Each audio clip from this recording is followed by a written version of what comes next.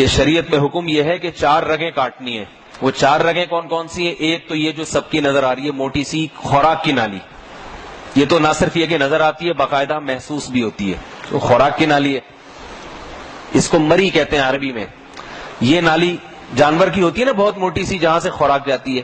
اس کے پیچھے ایک نالی ہوتی ہے جس سے سانس لیا جاتا ہے، سانس کی نالی ہوتی ہے. یہ 2 ہو گئی.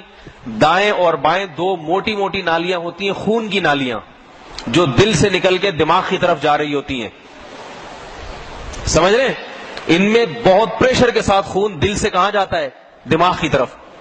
آپ اللہ کی رحمت دیکھیں اپنی مخلوق پر کہ جانور کو ذبح کرنے کا حکم ہے. اس سے جیسے ہی یہ 2 نالیاں کٹتی ہے نا، خون والی، بلڈ والی، تو دماغ میں خون کی سپلائی بند، جس سے دماغ میں درد کا احساس ختم ہو جاتا ہے. سمجھ رہے بات کو؟ ڈاکٹر جنہوں نے ریسرچ کی ہے نا، گوروں نے جانور کے دماغ میں آلات لگائے ہیں انہوں نے دماغ میں، جس سے وہ آلات محسوس کرتے ہیں کہ اس دماغ میں درد کا احساس کتنا ہے. تو انہوں نے تمام طریقے جانور کو قتل کرنے کے تجربے کر کے دیکھے. گولی سے مارنے کا طریقہ کہ جانور کے جب سر پہ گولی ماری جائے تو کتنی تکلیف ہوتی ہے اس کو دماغ میں. پتہ چلا جب آلے سے محسوس ہوا کہ بہت تکلیف ہوتی ہے، دماغ پھڑکتا ہے کافی دیر تک. اور مختلف طریقے، بجلی کے جھٹکے. جب مسلمانوں کے طریقے کے مطابق ذبح کر کے دیکھا تو رپورٹ جو بنی وہ یہ کہ 1 سیکنڈ کی بھی تکلیف نہیں ہوتی. کیوں؟ اس کی وجہ کیا ہے؟ اس لیے کہ جب بھی ہمیں کوئی درد ہوتا ہے نا تو 3 سے 4 سیکنڈ لگتے ہیں اس درد کو محسوس کرنے میں. بھائی آپ کو ہاتھ پہ اگر چوٹ لگے نا تو فوراً محسوس نہیں ہوتا، 3-4 سیکنڈ بعد دماغ تک پیغام پہنچتا ہے اور دماغ کو تکلیف کا احساس. جب جانور کے گلے پہ چھری چلتی ہے نا، اگر چھری تیز ہو، جیسے کہ حدیث میں آتا ہے چھری بھی تیز ہونی چاہیے اور جلدی سے ذبح کر دو تاکہ تکلیف نہ ہو. تو اگر فوراً ہاتھ چلایا اس پہ اور ذبح کر دیا تو 3 سے 4 سیکنڈ میں جب جانور کو پیغام پہنچتا ہے نا ذبح ہونے کا، گردن کٹ رہی ہے، اس وقت اس کے دماغ میں خون پہنچنے کا راستہ، بولو بھائی، بند. اور خون نہیں پہنچے گا تو جانور، آپ دیکھیں کہیں بیٹھتے ہیں جسم سن ہو جاتا ہے، ہاتھ سن ہو گیا تو ہاتھ کو ماریں گے تکلیف ہوتی ہے بھائی؟ نہیں ہوتی. حالانکہ بلڈ موجود ہے، خون موجود ہے، مگر خون کا دوران کم ہو گیا ہے. تو خون ہونے سے زندگی ہے. جیسے ہی 4 رگیں کاٹ ڈالی تو جانور کا جو دماغ ہے وہ اس طرح ورکنگ نہیں کرتا جس طرح پہلے کر رہا ہے،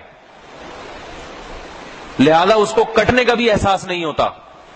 اور وہ جو جسم تڑپتا ہے نا اس تڑپنے کی دماغ کو تکلیف نہیں ہوتی. اور عجیب بات یہ کہ شریعت نے کہا 4 رگوں کے بعد مزید نہ کاٹو. یہ جو پیچھے گردن ہے نا، اس میں اعصابی رگیں ہیں. ہمارے دماغ میں پیچھے کی جانب جو دماغ کا ایک ایسا حصہ ہے جس کو ریفلیکٹ ایکشن کہتے ہیں، فوراً وہ لاشعوری حرکت جسے کہتے ہیں. دیکھو آپ سو رہے ہو، سوتے ہوئے کوئی آپ کے ہاتھ پہ استری لا کے رکھ دے، لاشعوری طور پر آپ اپنا ہاتھ خود ہی کھینچ لیں گے، حالانکہ آپ کو پتہ بھی نہیں چلے گا. یہ جو دھماکہ ہوتا ہے ایک دم آدمی ڈر جاتا ہے، ہل جاتا ہے، حالانکہ دھماکے کا احساس بعد میں ہوتا ہے، ہل پہلے چکا ہوتا ہے. تو اللہ نے دماغ میں ایک ایسا پرزہ لگایا ہوا ہے جو آپ کے سوچنے سے پہلے اپنا کام کر چکا ہوتا ہے، آپ کو حادثات سے بچانے کے لیے. بھائی کیوں سمجھ میں نہیں آ رہی؟ بہت آسان انداز سے سمجھانے کی کوشش کر رہا ہوں میں. دماغ میں ایک اللہ نے پرزہ ایسا لگایا ہوا ہے جو صرف حادثوں کے وقت کام آتا ہے، ایمرجنسی کے وقت. وہ آپ سے پوچھتا نہیں ہے کہ میں یہ کام کروں یا نہیں کروں، بلکہ لاشعوری طور پر ابھی آپ کو احساس ہوتا نہیں اور آپ وہ کام کر چکے ہوتے ہیں.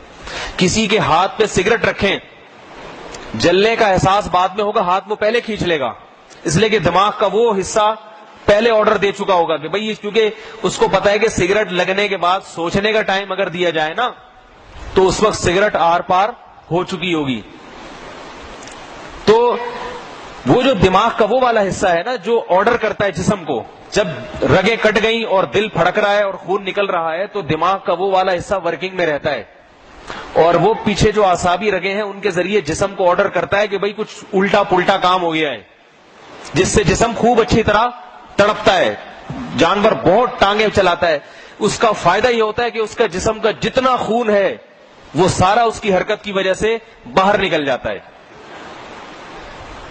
بھائی کیوں نہیں سمجھ میں آ رہی؟ اتنی آسان بات. اب اگر جانور کی گردن پوری کاٹ دی جائے تو تکلیف تو نہیں ہوگی، ایک حکمت تو حاصل ہوگی، مگر دوسری حکمت فوت ہو جائے گی کہ اس کا گوشت خون سے پاک نہیں ہوگا. شریعت نے ایسا حکم دیا کہ تکلیف بھی کم سے کم ہو، یا تو بالکل ہی نہ ہو یا کم سے کم ہو، اور اس کا گوشت بھی ناپاک اور گندے خون سے صاف ستھرا ہو جائے. سمجھ رہے بات کو؟ اس لیے یورپ میں بھی آج کل اسی پر ریسرچ ہو رہی ہے کہ جانور کو ذبح کر کے ہی کھانا چاہیے.